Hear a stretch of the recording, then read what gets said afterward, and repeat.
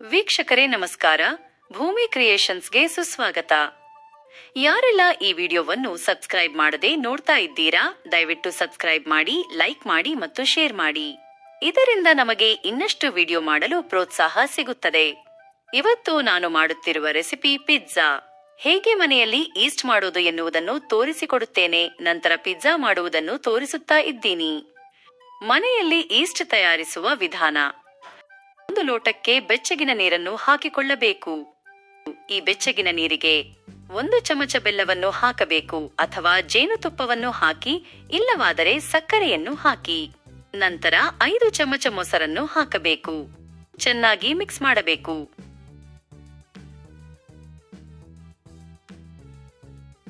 ನಂತರ ಇದನ್ನು ಸೈಡಿಗೆ ಎತ್ತಿಡಬೇಕು. ಮತ್ತೆ ಒಂದು ಪ್ಲೇಟ್ಗೆ 3 ರಿಂದ 4 ಚಮಚ ಗೋಧಿ ಹಿಟ್ಟನ್ನು ಹಾಕಿಕೊಳ್ಳಬೇಕು.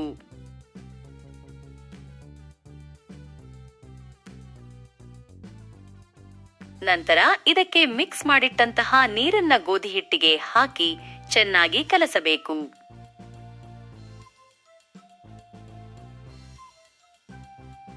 ಗಟ್ಟಿಯಾಗಿಯೂ ಕಲಸಬಾರದು ಮತ್ತು ನೀರಾಗಿಯೂ ಕಲಸಬಾರದು.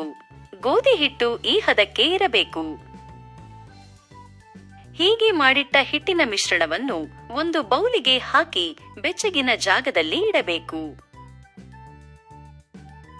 ಇದು ಹುಳಿ ಬರಲು ಬೇಸಿಗೆ ಕಾಲದಲ್ಲಿ ಆದರೆ 24 ಗಂಟೆ ಸಾಕು. ಇಲ್ಲವಾದರೆ 2 ರಿಂದ 3 ದಿನ ಬೇಕಾಗುತ್ತದೆ. 2 ದಿನದ ನಂತರ ಈ ರೀತಿ ಕಾಣುತ್ತದೆ. ಇಷ್ಟು ಹುಳಿ ಬಂದರೆ ಸಾಕು. ಪಿಜ್ಜಾ ತಯಾರಿಸುವ ವಿಧಾನ. ಬೌಲಿಗೆ 2 ಕಪ್ ಮೈದಾ ಹಿಟ್ಟನ್ನು ಹಾಕಬೇಕು.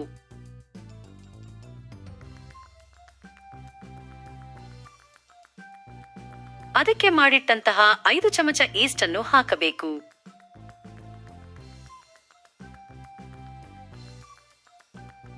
ನಂತರ ಇದಕ್ಕೆ ರುಚಿಗೆ ತಕ್ಕಷ್ಟು ಉಪ್ಪನ್ನು ಹಾಕಬೇಕು.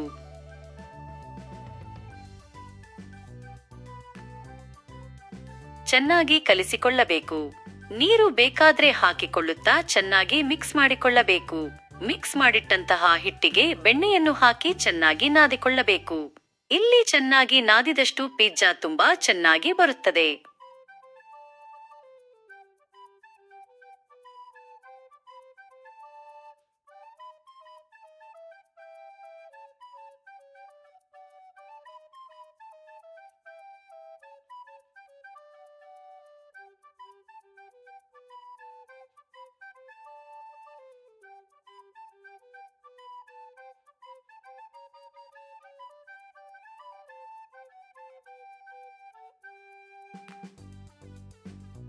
ನಂತರ ಈ ರೀತಿ ಮಾಡಿಟ್ಟ ಹಿಟ್ಟಿಗಿಂತ 2ರಷ್ಟು ಆಗುವವರೆಗೆ ಬೆಚ್ಚಗಿನ ಜಾಗದಲ್ಲಿಡಬೇಕು.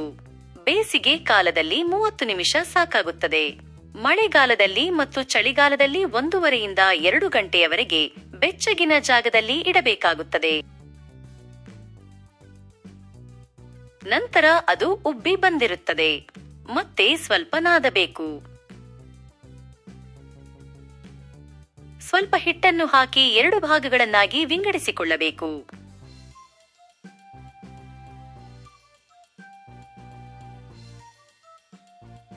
ಪಿಜ್ಜಾ ತಯಾರಿಕೆ ಮತ್ತು ಬೇಕಿಂಗ್.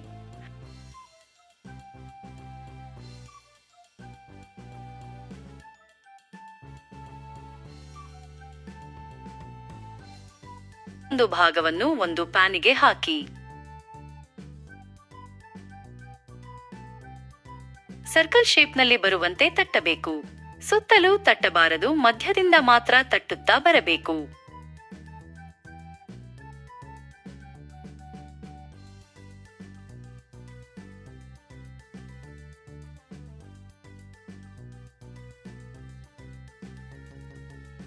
ಹೀಗೆ ತಟ್ಟಿ ಇಟ್ಟಂತಹ ಹಿಟ್ಟಿನ ಮೇಲೆ ಪಿಜ್ಜಾ ಸಾಸ್ ಅನ್ನು ಹಾಕಬೇಕು.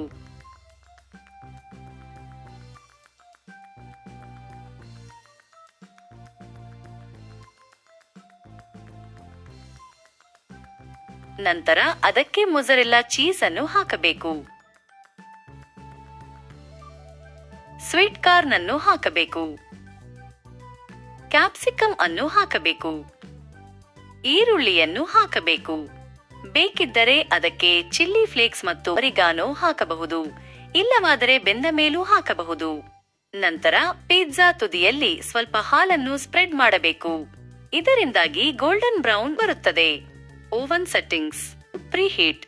180°C ನಲ್ಲಿ 5 ನಿಮಿಷ ಓವನ್ ಅನ್ನು ಪ್ರೀಹೀಟ್ ಮಾಡಿಕೊಳ್ಳಬೇಕು. ಮತ್ತೆ 180°C ನಲ್ಲಿ 30 ರಿಂದ 35 ನಿಮಿಷ ಬೇಯಿಸಬೇಕು.